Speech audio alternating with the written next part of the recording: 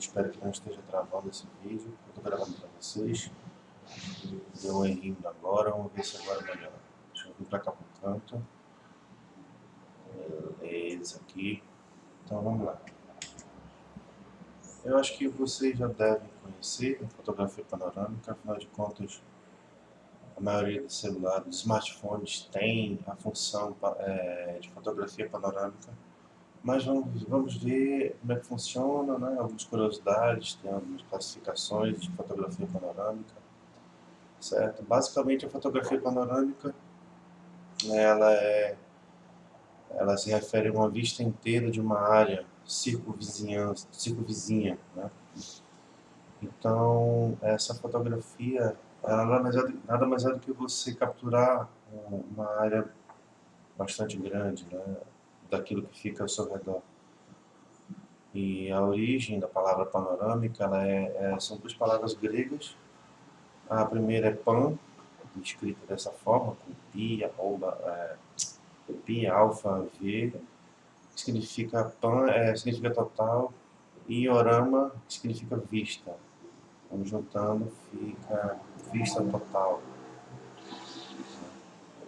É o título de curiosidade e esse significado da palavra panorâmica. Então, um panorama, uma fotografia panorâmica, ela deve ser comparável ao olho humano, né? O olho humano ele é entre 160 graus até 180 graus, as melhores visões, né? Uma pessoa com uma visão maravilhosa, ela capta um ângulo de 180 graus. E um panorama, segundo alguns especialistas, ele deve contemplar isso. Mas existem panoramas de 90 graus também. Tá? Então, assim, qualquer coisa que seja maior do que o ângulo que a câmera captura, a gente já considera como sendo uma fotografia panorâmica. Ok?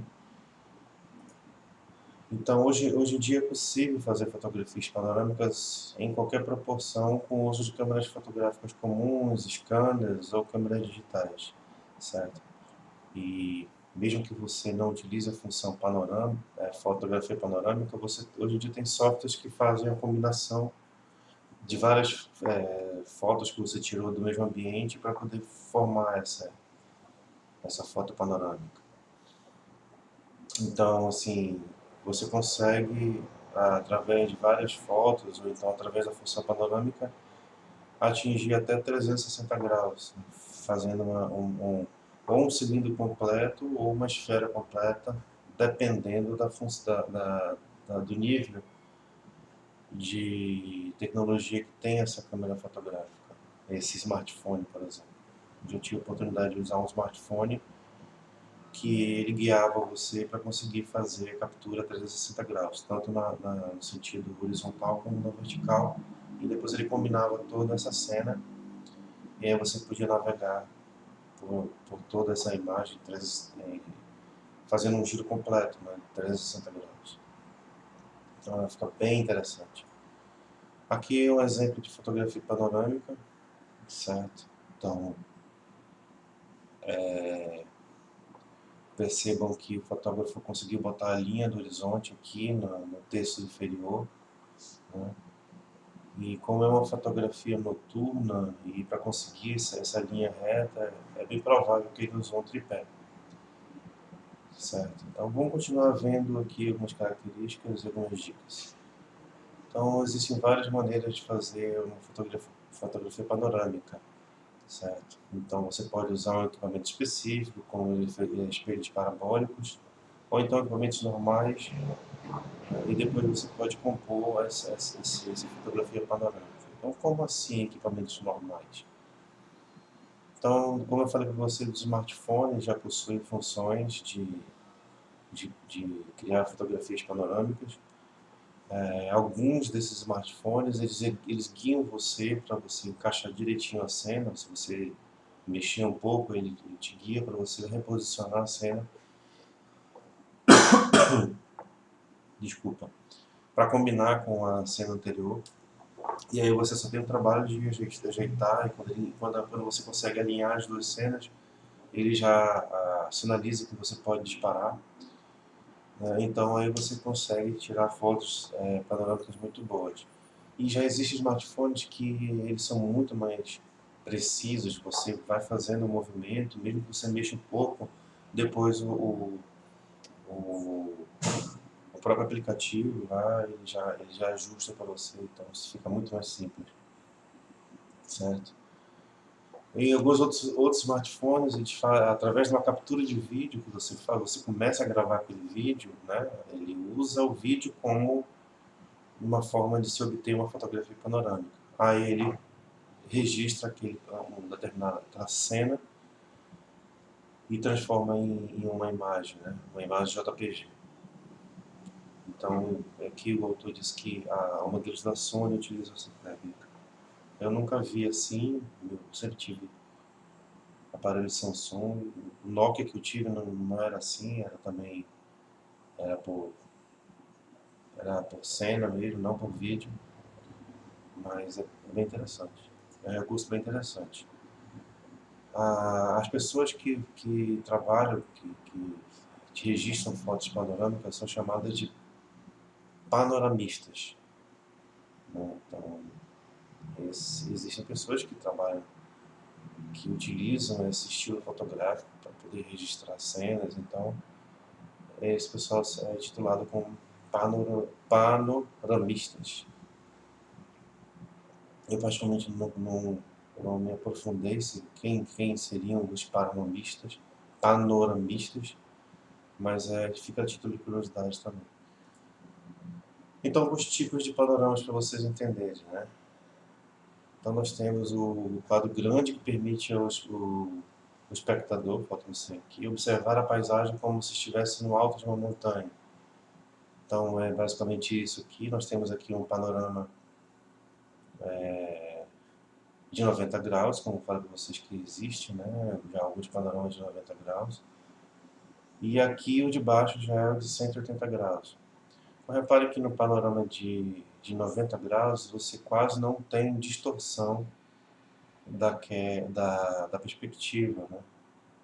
Já no 180, repare que é a mesma cena, tá? A gente pode perceber por esse monumento aqui no final da pista, ele está lá no finalzinho também, é a mesma cena, só que com um outro enquadramento e só com um registro, uma câmera que foi virada 90 graus, ele começou aqui e terminou aqui, ele não expandiu para 180, então ele fechou aqui, daqui para cá ele conseguiu um panorama de 90 graus.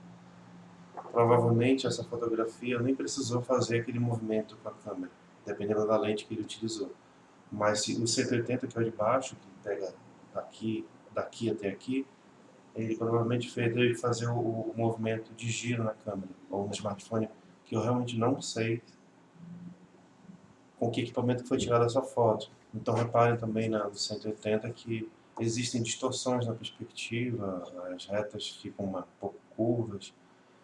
Isso é por conta da lente que foi utilizada e também porque quando você faz um movimento, o software corrige esse movimento distorcendo, combinando as linhas retas, e quando você faz um movimento que ele é curvo, a distorção tem que ser corrigida. Então, é como se fosse um olho de peixe com superpoderes, né? Que aí a lente de olho de peixe, ele já por si só já faz uma distorção nas linhas, né? Nas linhas que fazem parte da composição. Então, aqui dois exemplos de panoramas, né? O panorama fotográfico são conjuntos de fotografias que são montadas para se tornar uma fotografia única. Esse é um tipo de panorama que dá muito trabalho, o fotógrafo tem que tomar muito cuidado quando for tirar a foto, né? Porque corre o risco dele ter essas manchas, né? Que são causadas pela diferença entre um quadro e outro, uma cena e outra. Então repare que ele tirou uma, duas, três, quatro, cinco, seis cenas para conseguir esse panorama. E aí você percebe que a diferença tem outra. Existem softwares que corrigem isso, mas às vezes não fica 100% direitinho. Tá? Então aqui, por exemplo, ele deve ter usado um tripé, mas não necessariamente, dá para você conseguir fazer isso com uma boa técnica, mas é recomendável que se use o tripé para não ter muita diferença aqui nas linhas, né, assim, da cena, para elas se encaixarem perfeitamente, certo? Então é outro tipo de panorama. E nós temos também os panoramas segmentados. Esse aqui também é mais difícil ainda. Então você consegue, através de várias fotografias, formar um campo de visão sobreposto para criar uma imagem panorâmica. Então o software ele vai juntando essas partes para poder gerar uma imagem, né? Então o DA ele fala que idealmente para unir corretamente as imagens sem erro de paralaxe, que é o erro onde você tem uma diferença entre uma imagem e outra, as suas linhas ficam diferentes e acaba errando a proporção. Então a câmera deve ser girada em torno do centro da pupila de entrada da lente. Então é importante que você fique parado e aí faça um movimento girando a câmera para todos os lados. Se você tirar foto aqui, se movimentar para o lado e tirar foto, você vai ter esse desalinhamento, esse erro de paralaxe, né, que você acaba perdendo aquele ponto de referência. Então é importante que você fique parado e aí faça um movimento para registrar em várias cenas daquela imagem, daquela imagem que você está tentando registrar. Então aqui um resultado. Repare que é uma costura gigantesca, né? Então o fotógrafo tirou várias cenas da mesma imagem, várias fotos da mesma cena, se for ser melhor, se ficar melhor para vocês. Aqui ele deixou uma falha, né? Faltou aqui. É um software que faz isso. Você bota as cenas lá e aí ele vai procurar encaixar para montar essa costura. E tem que se tomar muito cuidado para que esse tipo de coisa não aconteça, né? Então, é mais interessante que você tenha um equipamento mais adequado para fazer essa panorâmica. Esse tipo de trabalho aqui é muito complexo, é fadada a dar erro, você tem muitas diferenças. Eu acho que em último caso você faz se não tiver uma boa câmera para fazer uma panorâmica, que hoje em dia você já consegue com o smartphone muito bem, né? Panoramas completos, 360 graus, né? Então essa imagem ela é feita de forma completa, você começa no ponto e você faz a volta completa até voltar àquele ponto onde você começou, né? Então você faz essa visualização sem distorções. Então, é como se eu começasse a fazer o registro com a função panorâmica ativada e aí você vai girando, girando, girando até voltar para o ponto onde você iniciou. Então, depois que você aperta o botão de novo e o software faz a combinação. E aí alguns aparelhos, desculpa, estou com sono. Alguns aparelhos você consegue, depois nessa mesma imagem, você consegue navegar. Você vai girando o aparelho e aí você vai navegando como se estivesse numa imersão naquela cena, né? Não são todos os aparelhos que têm esse recurso, mas alguns têm. Então reparem que a foto começou aqui nessa porta, e aí a pessoa fez o giro, reparem na distorção da perspectiva, tá vendo? Isso aqui é uma parede reta, não é uma parede curva. Então você tem aqui a parede que estava a porta, a parede do fundo, a parede do lado, a parede do fundo, a parede do outro lado e a parede onde está a mesma porta. Então repare que é um giro completo. Então quando o aparelho faz a simulação de imersão virtual, ele corrige ele junta as duas peças no cilindro e aí essas linhas voltam a ser retas novamente, e você tem a sensação de estar imerso nesse ambiente. Agora, uma coisa interessante é que aqui é feito reto, né? É uma fotografia foi tirada reta, não tem teto, nem muito do chão. Aí aqui é o panorama fotográfico cilíndrico, né, que é projetado em um cilindro, sendo o ângulo vertical de visão limitado a uma faixa horizontal. É muito parecido com o anterior, né? Então aqui é uma foto da Baía da Guanabara. A única diferença é que ao invés de você ter aquela perspectiva distorcida, você tem a fotografia projetada diretamente no cilindro, que aí você não tem essa distorção. Foi isso que eu entendi. Que aí você diminui essa distorção da perspectiva, né? Aqui não, aqui ele fica como se eu tivesse pego uma foto grande e colado no cilindro. Mas reparem também que não tem céu e nem muito do chão.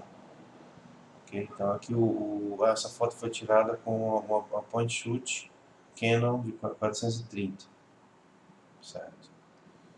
Já aqui é o chamado de panorama fotográfico esférico. Então você tem esse tipo de equipamento que ele registra várias cenas 360 graus. Ela é um equipamento feito para filmagem e também para fotografar, né? Então o panorama é projetado em uma esfera com o espectador virtualmente no centro, sem limitação de visão. Então você pega essa imagem aqui, essa é uma imagem esférica,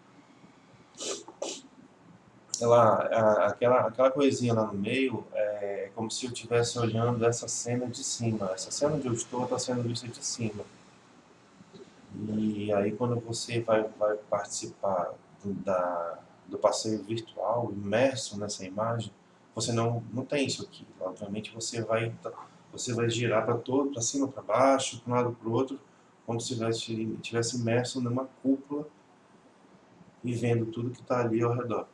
Isso aqui é o tipo de filmagem feita pelo Google Earth, Google Terra. O meu inglês britânico pode atrapalhar aí vocês.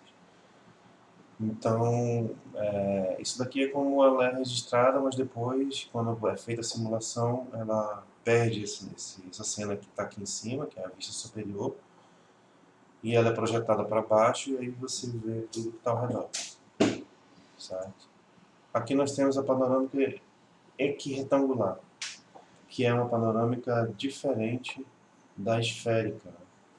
Então, é uma panorâmica usada para gerar uma imagem esférica. Bom dia, filho. Tá, bom dia, pessoal. Bom dia. Olha lá como é. E aqui você tem essa esfera transformada num ponto.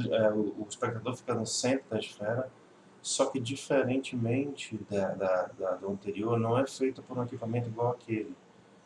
Foi feita com a técnica que eu expliquei para vocês, que você vai fazendo o registro na horizontal, né, de forma cilíndrica, e depois você faz o registro na parte superior da imagem, com um equipamento normal, não com aquele equipamento que é uma esfera.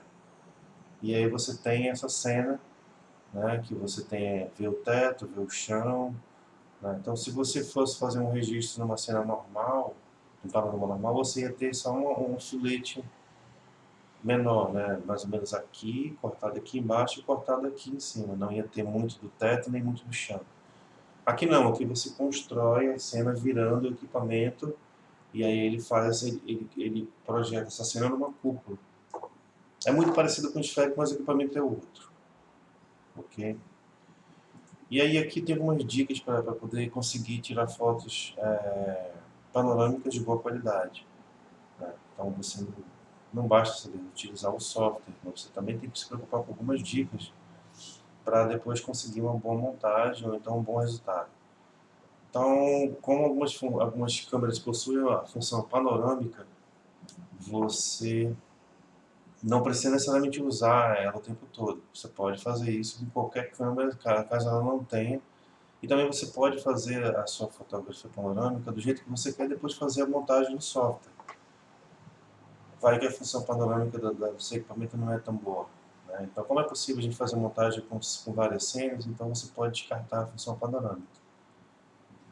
Então, o uso do tripé te ajuda muito a manter a mesma linha de horizonte, o mesmo enquadramento, sem perder, né, aquela posição inicial e evitar o erro de paralaxe.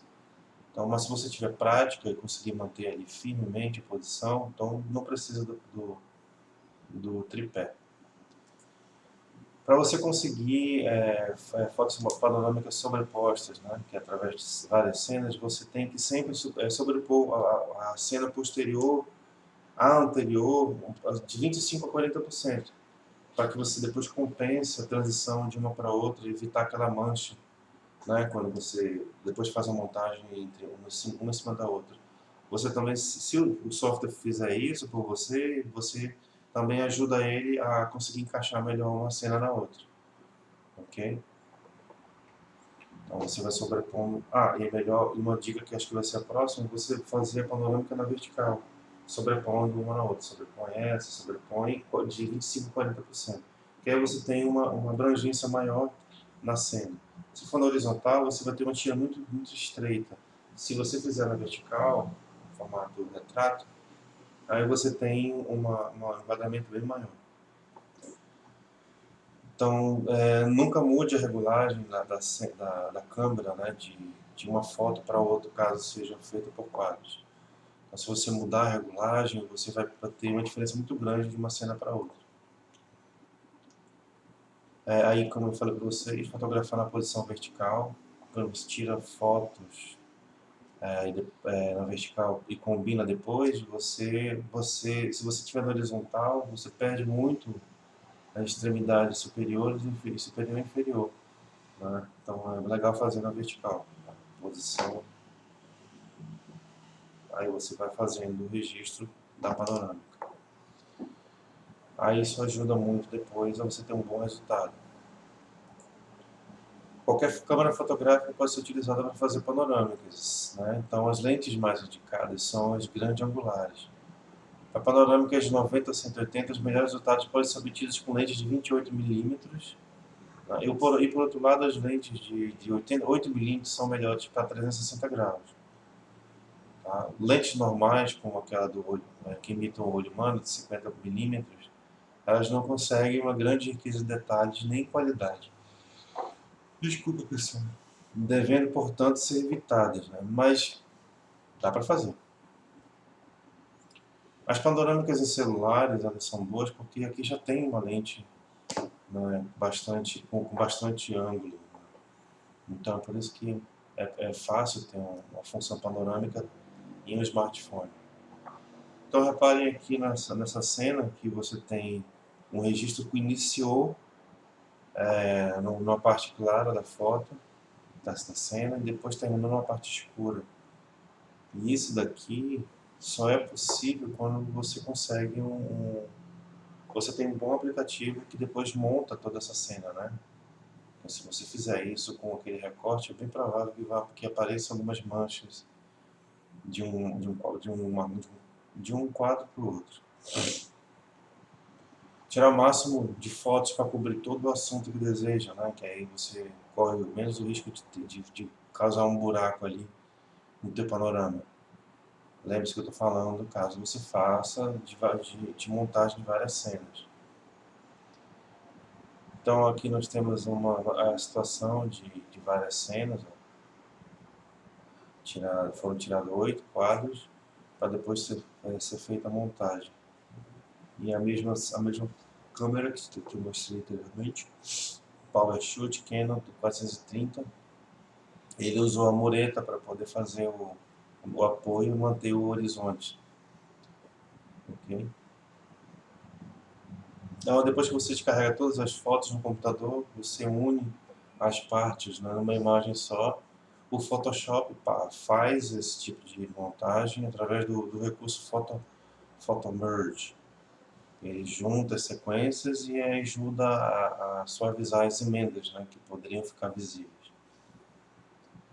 E aí, se você quiser saber como é que usa essa função, tem esse vídeo aqui que foi sugerido. Espero que ele ainda esteja lá. Mas aqui não é difícil de encontrar um vídeo para você utilizar essa função para montar fotos panorâmicas. Aqui foram alguns links, né, que foram utilizados para poder fazer esse conteúdo.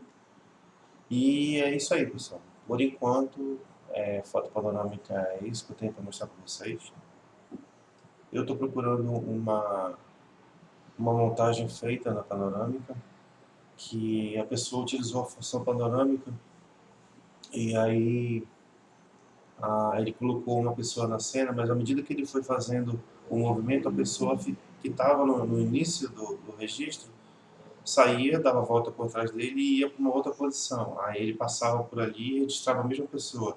Aí a pessoa, depois que saía do campo de visão, a pessoa saía, dava a volta por trás da pessoa e ia para uma outra posição. Então a mesma pessoa ficava em várias posições numa mesma panorâmica. E aí eu vou achar essa imagem, eu vou deixar disponível para vocês, que é bem interessante, que pode ser uma coisa que vocês façam aí para exercitar essa, essa fotografia panorâmica com um item de diversão, né? Com uma coisa bem interessante. Então é isso, pessoal. Sobre fotografia panorâmica, é isso por enquanto. E aí, abraço para vocês, até o próximo vídeo. Até mais.